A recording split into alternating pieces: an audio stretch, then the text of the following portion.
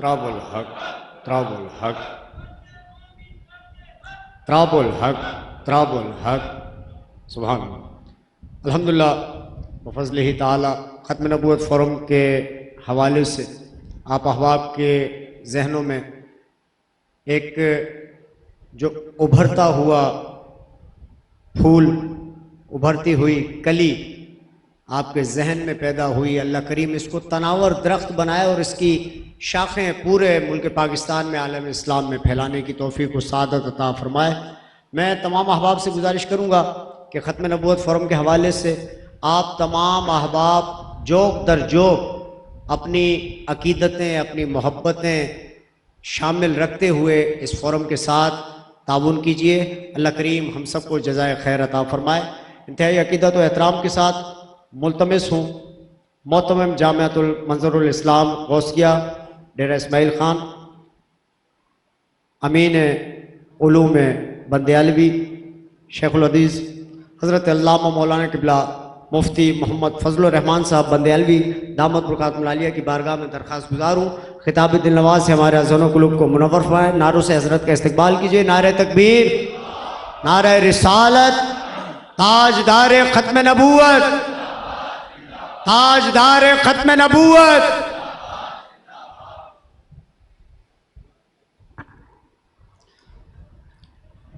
الحمد للہ رب العالمین والعاقبۃ للمتقین والصلاة والسلام علی سید الانبیاء والمرسلین وعلی آلہ وصحبہ اجمعین، اما بعد فاعوذ باللہ من الشیطان الرجیم، بسم اللہ الرحمن الرحیم۔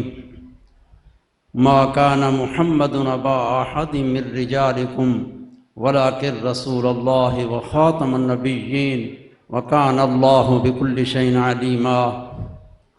صدق الله العظيم وصدق رسوله النبي الكريم ونحن على ذلك لمن الشاهدين والشاكرين والحمد لله رب العالمين۔ قال النبي صلى الله عليه وسلم: انا خاتم النبیین لا نبی بعدی، او کما قال رسول اللہ صلی اللہ علیہ وسلم۔ ان اللہ وملائکتہ یصلون علی النبی یا ایہا الذین آمنوا صلوا علیہ وسلموا تسلیما۔ اللہم صل علی محمد وعلی آل محمد وبارک وسلم۔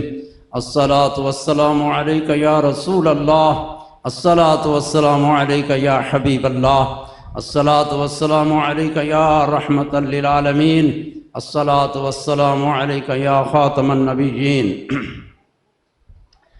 میرے نہایت ہی واجب الاحترام حضرت الشاہ عبدالحق صاحب قادری دامت برکاتہم العالیہ اور حضرت علامہ مولانا حنیف طیب صاحب، ہمارے بزرگ، اللہ تعالیٰ ان کا سایہ تا دیر اہل سنت پر قائم رکھے، اور تمام سٹیج پر تشریف فرمانے والے علماء کرام اور تمام میرے عزیز حاضرین مجلس، پہلے ہمیں اس مسئلے کو جو ہمارا عقیدہ ہے اس کو اپنے دل میں بٹھانا یہ ضروری ہے، اس کے بعد عمل آتا ہے۔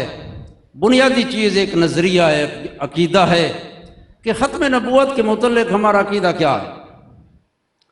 حضور کریم صلی اللہ علیہ وسلم خاتم النبیین ہیں، اور یہ بھی سمجھنا چاہیے کہ یہ مسئلہ کوئی نظری مسئلہ نہیں ہے، یہ بدیہی مسئلہ ہے، بدیہات ضروریات دین سے ہے، اور یہ عقیدہ ہے حضور کریم صلی اللہ علیہ وسلم خاتم النبیین ہیں، یعنی آخری نبی ہیں۔ آپ کے بعد کوئی نبی پیدا ہی نہیں ہو سکتا قیامت تک، کہ اگر کوئی نبی کریم صلی اللہ علیہ وسلم کی رسالت اور نبوت کے زمانے میں کوئی مدعی نبوت اٹھے، فقط اس کا دعویٰ ہی اس کے جھوٹے ہونے کی دلیل ہے، اس سے دلیل مانگنے والا وہ مرتد ہو جائے گا، لہذا یہ عقیدہ ایسا کہ اس میں کوئی کسی کو کلام نہیں، یہ ضروریات دین سے ہے، اور ضروریات دینیہ یہ بدیہیات سے ہوتے ہیں، اور بدیہی مسئلہ اس کو کہتے ہیں جیسے سورج طلوع کرے نصف النہار پر سورج پوری تاباں ہو، روشن ہو، کسی کو کوئی گنجائش نہیں ہے کہ وہ اس میں کوئی کلام کرے یا شک کرے۔ نبی کریم صلی اللہ علیہ وسلم کی خاتمیت نبوت، آپ علیہ الصلوۃ والسلام کا خاتم النبیین ہونا اور آخری نبی ہونا، یہ اسی طرح ہی روشن مسئلہ ہے۔ قرآن مجید میں صراحتاً جیسے فرمایا وَلَٰكِن رسول اللہ و خاتم النبیین، یہاں دو قراتیں ہیں، خاتم النبیین بھی ہے اور خاتم النبیین بھی ہے، اور خاتم النبیین اس کا معنی آخری نبی، اور خاتم النبیین اس کا معنی نبیوں کی مہر، اور مہر جو ہوتی ہے یہ بھی آخر میں لگائی جاتی ہے، جس سے شے تام ہو جاتی ہے۔ جب شے کی تمامیت آتی ہے، شے انتہا کو پہنچ جاتی ہے، اس پر مہر لگا دی جاتی ہے۔ لہذا خاتم النبیین کا معنی بھی یہ پہلی قرات کی طرح ہے، ایک ہی معنی ہے کہ آپ آخری نبی ہیں، آپ کے بعد کوئی نبی قیامت تک پیدا نہیں ہوگا، آپ کی رسالت کا ہی سارا دور ہے۔ اور یہ چیز دیکھو ہم کمزور ہو گئے۔ حضرت صدیق اکبر رضی اللہ تعالی عنہ نے وہ فیصلہ عملی لحاظ سے پوری امت پر واضح کر دیا تھا جب مسیلمہ کذاب اٹھا تھا۔ نبی کریم صلی اللہ علیہ وسلم کے جو آپ زندہ حیات اس وقت اس دنیا عالم میں زہری حیات کے ساتھ زندہ تھے، یہ فتنہ اٹھا ہوا تھا لیکن مغلوب تھا۔ جو ہی آپ صلی اللہ علیہ وسلم کا وصال ہوا، اس فتنے نے سر اٹھایا تو سب سے پہلے کون تھا؟ وہ حضرت صدیق اکبر تھا، جس نے لشکر کشی کی تھی اور مسیلمہ کذاب کو فنار کیا تھا، اور اس کے ساتھ والے جو تھے سب کو فنار کیا تھا، اور اپنے عمل سے وہ ظاہر کر گئے کہ یہ فتنہ سب سے بڑا فتنہ ہے، اس کے خلاف جہاد بھی سب سے بڑا جہاد ہوتا ہے۔ اور فتنہ سب سے بڑا فتنہ کیوں ہے، اس پہ غور کریں۔ یعنی اسلام کے حدم میں جتنا سب سے بڑا فتنہ کہ اسلام کو گرانے کا یہی فتنہ ہے، اس لیے سب امور سے اور سب احکام سے اور افعال سے پہلے اس فتنے کے سر کو بھی کرنی ضروری ہے۔ اور یہ نہیں ہو سکا ہمارے اس دور میں۔ حضرت صدیق اکبر رضی اللہ تعالیٰ عنہ وہ دکھا گئے، صحابہ دکھا گئے کہ یہ ایسا فتنہ نہیں ہے کہ یہ فتنہ حضور کی رسالت کا زمانہ بھی ہو اور یہ فتنہ بھی تمہارے اندر موجود ہو، یہ فتنہ ان فتنوں سے نہیں ہے، اس کو جڑ سے اکھیڑنے تک آرام سے نہیں بیٹھنا چاہیے۔ چنانچہ حضرت صدیق اکبر رضی اللہ تعالیٰ عنہ نے جہاد کیا، اور سب مسلمہ کذاب اور اس کے ساتھ جو اس کے پیرو تھے سب کو فنار کیا، قتل کیا، اور اس فتنے کو مٹا دیا کہ آج ہم دیکھ رہے ہیں پورے عالم میں مسلمہ کذاب کا، اور اسی طرح اسود عناسی اور جتنے کذاب دجالون نکلے، آج ان کا ایک بھی نام لیوا نہیں ہے۔ لیکن افسوس ہے اس صدی میں کہ ہم بھی اسی صدی کے اندر ہیں اور یہ فتنہ موجود ہے۔ ہم خدا کو کیا منہ دکھائیں گے اور کیا کہیں گے کہ کیا کر رہے ہیں؟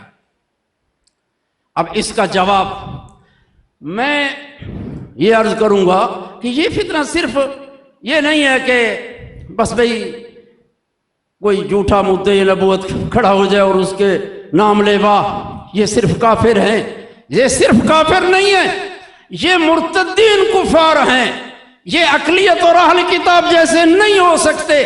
اور آج کل ایسی کتابیں لکھی جا رہی ہیں اور اس کا اب تدارک کرنا ممکن ہے، ورنہ ہو سکتا ہے مستقبل میں ہمارے لیے مشکلات کھڑی ہو جائیں۔ اعلیٰ حضرت عظیم البرکت نے امام اہل سنت امام احمد رضا خان صاحب کا جو فتویٰ ہے وہی فیصلہ ہے، اور اسی پر امت مسلمہ کو متفق ہونا چاہیے، کیونکہ اس کے سوا اور کوئی راہ ہی نہیں ہے۔ اللہ تعالی ہمارے اکابرین کو جو ایمانی قوت رکھتے ہیں، ہمیں اس کی ضرورت ہے۔ نبی پاک صلی اللہ علیہ وسلم کی، آپ کی خاتم النبیین ہونا، یہ جس طرح صراحتاً قرآن میں ہے، اسی طرح دلالتاً بھی ہے، اشارتاً بھی ہے۔ فرمایا ثم جاءکم رسول، پھر تمہارے پاس ایک عظیم الشان رسول آ جائے جو نبیین سے اللہ پاک نے میثاق لیا، نبی کریم صلی اللہ علیہ وسلم پر ایمان ان لتؤمنن بہ ولتنصرنہ، تو اس میں ثم کا ذکر فرمایا، اور ثم تراخی کے لیے ہوتا ہے کہ پھر جب تمہارے پاس عظیم الشان رسول آ جائے۔ اللہ کے رسول خاتم النبیین ہیں۔ یہاں ایک مرزا قادیانی، یہ لوگ کلمہ پڑھتے ہیں، کلمہ جو پڑھتے ہیں، ان کا کلمہ پڑھنا تب صحیح ہوگا کہ جو امام بنایا ہوا ہے قادیانی مرزا، جتنے تک اس کو نبی مانتے ہیں اور اس کو امام مانتے ہیں، ان کے کلمے کا کوئی اعتبار نہیں ہے۔ یہ کلمہ تب صحیح ہوگا کہ اس قادیانی کے دجال ہونے کی اقرار کریں اور اس کا کاذب ہونے کا اقرار کریں اور اعلان کریں، اتنے تک ان کے کلمہ پڑھنے کا کوئی اعتبار نہیں ہوگا۔ اور کلمہ پڑھیں تو مسلمانوں کو دھوکہ دینا ہے۔ تو نبی پاک صلی اللہ علیہ وسلم خاتم النبیین ہیں۔ حضرت پیر قبلہ عالم پیر مہر علی شاہ صاحب، آپ نے سیف چشتیہ لکھی، آپ نے شمس الہدایت، اور یہ کتابیں ہیں جو کافی وافی ہیں اس فتنے کے سر کو بھی کرنے میں۔ لیکن ہماری قوم ایسی کہ آج ان کتابوں کے پڑھنے والے بھی نہیں ہیں کہ ان کتابوں کو سمجھ سکیں۔ ہمارا علمی اور ہماری جو اپنی ذہنی اور اسلام کے ساتھ ہمیں محبت ہے، جذبہ ہے، عشق رسول ہے، لیکن ہمیں علم کی گہرائیوں میں اور اپنے خاص بنیادی عقائد اور ان کے دلائل یہ جاننے ضروری ہیں۔ حضرت قبلہ عالم پیر مہر علی شاہ صاحب کی کتابوں کی اشاعت ہونی چاہیے اور اس کے مذاکرے ہونے چاہیے، اور آپ نے جو رد کیا اور دلائل دیے ہیں ان کو سمجھنا چاہیے، کیونکہ یہ بہت بڑا علم ہے ان کتابوں کے اندر۔ آپ نے ایک سوال کیا، قادیانیوں کا سوال تھا، اور اس کا پھر آپ نے جواب دیا۔ میں وہ سوال ذکر کرتا ہوں اور پھر جواب۔ انہوں نے سوال کیا، حضرت عیسیٰ علیہ السلام، ان کا قادیانی کہتے ہیں حضرت عیسیٰ علیہ السلام فوت ہو گئے، تو جو فوت ہو جائے پھر زندہ حیات اس دنیا میں نہیں آتا، تو لہٰذا آپ فوت ہو گئے، آپ کی وفات قرآن مجید کے آیات میں تحریف، احادیث میں تحریف کر کے توفی کے معنی میں، اور یہ اردو خوان و عام لوگوں کو بیچارے جن کو زیادہ علم نہیں، ان کے لیے شبہات، یہ تمسکات نہیں ہے بلکہ شبہات ہیں۔ کہنے لگا اگر عیسیٰ علیہ السلام، ہمارا اہل اسلام تمام کا عقیدہ ہے کہ عیسیٰ علیہ السلام کو اللہ تعالیٰ نے زندہ بے جسد ہی و بے روح ہی زندہ آسمانوں کی طرف اٹھا لیا، آپ اس وقت بھی آسمانوں پر زندہ حیات موجود ہیں۔ نبی کریم صلی اللہ علیہ وسلم نے ارشاد فرمایا کہ ان قریب عیسیٰ بن مریم تمہارے میں اتریں گے اور یہ صلیب کو توڑیں گے، خنزیر کو قتل کریں گے اور نہیں قبول کریں گے مگر الا الاسلام، مگر اسلام اور جزیے کا جو حکم ہے اس کی نبی کریم صلی اللہ علیہ وسلم نے انتہا بیان فرما دی کہ یہ اتنے تک ہوگا جو حضرت عیسیٰ علیہ السلام نزول فرمائیں گے۔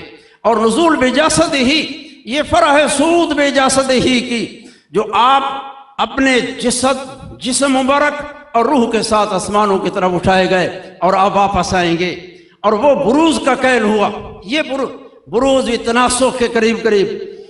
تو کہنے لگا اگر عیسیٰ علیہ السلام آئیں گے تو ہم پوچھتے ہیں عیسیٰ علیہ السلام وصف نبوت ساتھ ہوگی یا وصف نبوت ساتھ نہیں ہوگی؟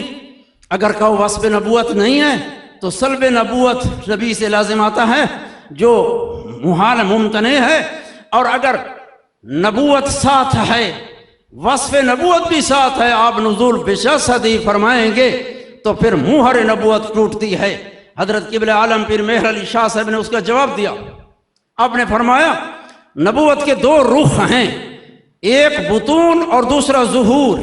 ہم شک یہ لیتے ہیں کہ حضرت عیسیٰ علیہ السلام جب تشریف لائیں گے بجسدی ہی حقیقتاً تو وصف نبوت ہوگی، لیکن وصف نبوت بطون میں ہوگی، ظہور میں حضور کے امتی ہو کر آئیں گے، نبی کریم صلی اللہ علیہ وسلم کی شریعت کی اشاعت کریں گے۔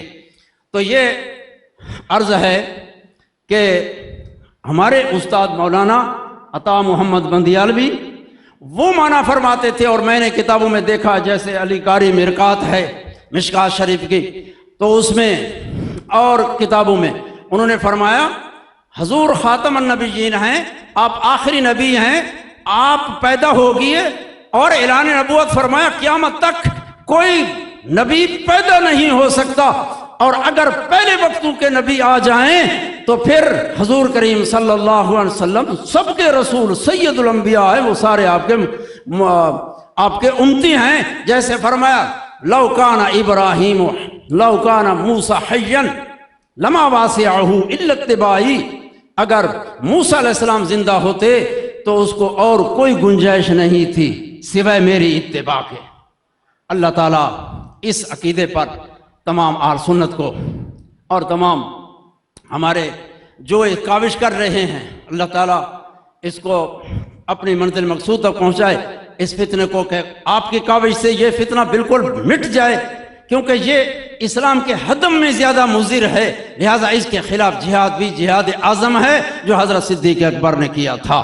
اللہ تعالیٰ کو دعا ہے کہ اللہ رب العزت مسلمانوں کو ہر فتنے سے بچائے، اور جو کوشش فرما رہے ہیں ان کا ساتھ دینا چاہیے۔ وآخر دعوانا الحمدللہ۔